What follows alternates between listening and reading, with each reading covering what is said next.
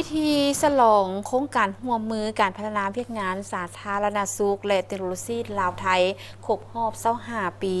การร่วมมือลาวและไทยด้านการพัฒนาบุคลากรทางการแพทย์และสาธารณสุขที่กรมสมเด็จพระเทพได้มีแนวความคิดริเริ่มในการส่งเสริมฝึกอบรมด้านเทคนิคการแพทย์และสาธารณสุขให้แก่บุคลากรการแพทย์และสาธารณสุขของลาว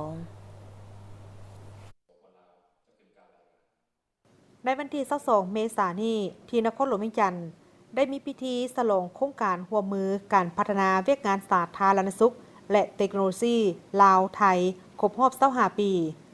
โดยการเป็นประธานของสมเด็จพระนิธิธิราชเจ้ากรมสมเด็จพระเทพพระราชสุดาสยามบรมราชกุมารีแห่งราชอาณาจักรไทย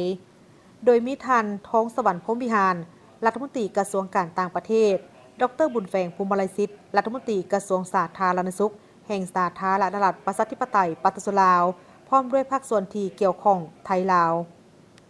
ดร.บุญแฝงภูมิมาลัยศิษย์รัฐมนตรีกระทรวงสาธารณสุขแห่งสาธารณรัฐประชาธิปไตยปฏิรูปลาว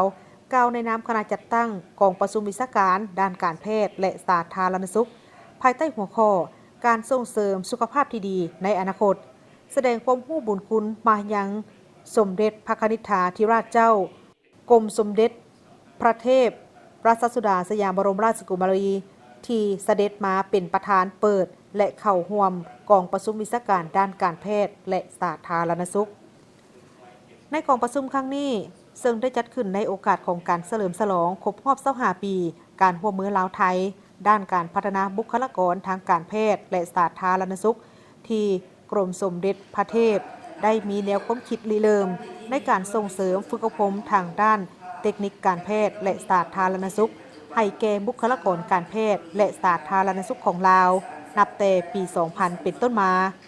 ในปีนี้เป็นปีครบรอบ25 ปีแห่งการพัวพันหัวมือเห็นได้ว่า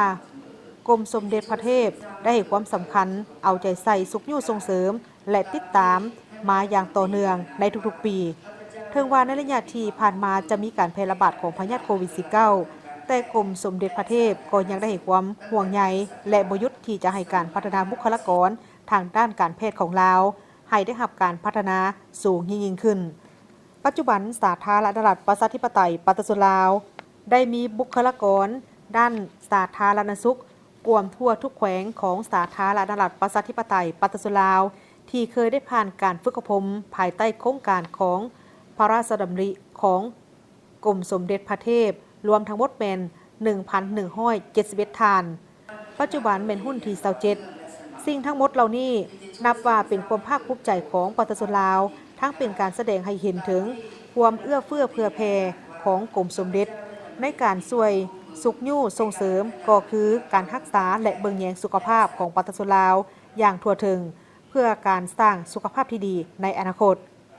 กองประชุมครั้งนี้เป็นเวทีสนทนาพิเศษมีการบรรยาย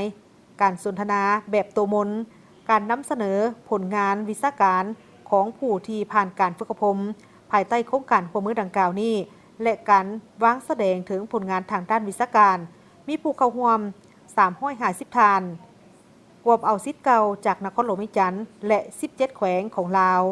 ประกอบมีวิชาการและเชี่ยวชาญทางด้านการวิจัยที่มาจากกระทรวงสาธารณสุขและมหาวิทยาลัยวิทยาศาสตร์สุขภาพของสาธารณรัฐประชาธิปไตยปฏิรูปลาวคณะผู้บริหารอาจารย์จากมหาวิทยาลัยมหิดลและสถาบันพระบรมราชชนกกองประชุมได้เป็นเวทีที่แสดงให้เห็นถึงการร่วมมืออย่างใกล้ชิดสนิทแน่นและจะเป็นเวทีที่บรรดาศิษย์เก่าจะได้นำเสนอผลงานด้านวิชาการเพื่อแลกเปลี่ยนกับบรรดาประสบการณ์ต่างๆที่ได้ทำเรียนเพื่อมาถ่ายทอดให้แก่บรรดาทานที่ได้เห็นถึงความสำคัญของการพัฒนาตนเองทางด้านการเบิ่งแยงสุขภาพที่มีความสำคัญและยืนยงบรรดาผู้เข้าร่วมได้ชมการวางแสดงรูปภาพเริ่มตั้งแต่ปี 1990 ซึ่งเป็นปีทำอิฐที่สมเด็จพระนิธิราชเจ้ากรมสมเด็จพระเทพพระราชสุดาสยามบรมราชกุมารีเสด็จมาเยี่ยมยามสาธารณรัฐประชาธิปไตยปฏิรูปลาวและต่อเนื่องจนถึงปัจจุบันในการเสด็จมาเยี่ยมยามหลายครั้งของสมเด็จได้เสด็จไปเยี่ยมยามโรงหมอแขวงหลายแห่งและก็ได้ให้การบริจาคเครื่องมือ และอุปกรณ์การแพทย์ตามความต้องการของห้องหมอเพื่อสนับสนุนการเฮ็ดเวียกของห้องหมอในปี 2000 สมเด็จพระกนิษฐาธิราชเจ้ากรมสมเด็จพระเทพพระราชสุดาสยามบรมราชกุมารีมีพระราชดำริให้จัดการฝึกอบรมเทคโนโลยีทางด้านการแพทย์และสาธารณสุขสำหรับบุคลากรทางการแพทย์และสาธารณสุขของสาธารณรัฐประชาธิปไตยประชาชนลาวซึ่งได้คำนึงเห็นว่าบุคลากรทางการแพทย์และสาธารณสุขเป็นหัวใจสำคัญของระบบสาธารณสุขการที่จะให้บริการสุขภาพที่ได้มาตรฐานและมีประสิทธิภาพนั้นบุคลากรที่ปฏิบัติงานจำเป็นต้องได้พัฒนาตนเองอย่างต่อเนื่องให้มีความรู้และสามารถนำเอาเทคโนโลยีทางการแพทย์และสาธารณสุขที่ทันสมัยมาใช้ได้เพื่อให้ประชาชนทุกคนทุกกลุ่มอายุมีสุขภาพที่ดีอันเป็นพื้นฐานที่สำคัญของการมีคุณภาพชีวิตที่ดีของประชาชนซึ่งมีความสำคัญหลายต่อกับการพัฒนาประเทศการฝึกอบรมเทคโนโลยีทางการแพทย์และสาธารณสุขสำหรับบุคลากรทางการแพทย์และสาธารณสุขของสาธารณรัฐประชาธิปไตยประชาชนลาวจึงเป็นบาทก้าวทำอิฐของการร่วมมือไทยลาวด้านการพัฒนาบุคลากรทางการแพทย์และสาธารณสุขตามพระราชดำริกลุ่มเป้าหมายและขงเขตเป้าหมายประกอบด้วยทันหมอทันตแพทย์พยาบาลเภสัชกรแพทย์วิเคราะห์นักกายภาพบำบัดนักโภชนาการนักสาธารณสุขผู้บริหารและอาจารย์ที่กำลังปฏิบัติหน้าที่อยู่ในหน่วยงานคงเขตเป้าหมายเซ็นห้องหมอแขวงและนครหลวงเวียงจันทน์ห้องหมอเมืองที่สามารถผ่าตัดได้ห้องหมอเมืองแผนกสาธารณสุขแขวงห้องการสาธารณสุขเมืองสถานการศึกษาสาธารณสุขและกระทรวงสาธารณสุขเพื่อสนับสนุนการพัฒนาบุคลากรทางการแพทย์และสาธารณสุขของกระทรวงสาธารณสุขแห่งสาธารณรัฐประชาธิปไตยประชาชนลาวซึ่งจะนำไปสู่การพัฒนาเวียกงานบริการทางการแพทย์และสาธารณสุขสาธารณรัฐประชาธิปไตยประชาชนลาวให้มีคุณภาพและมีประสิทธิภาพดียิ่งขึ้น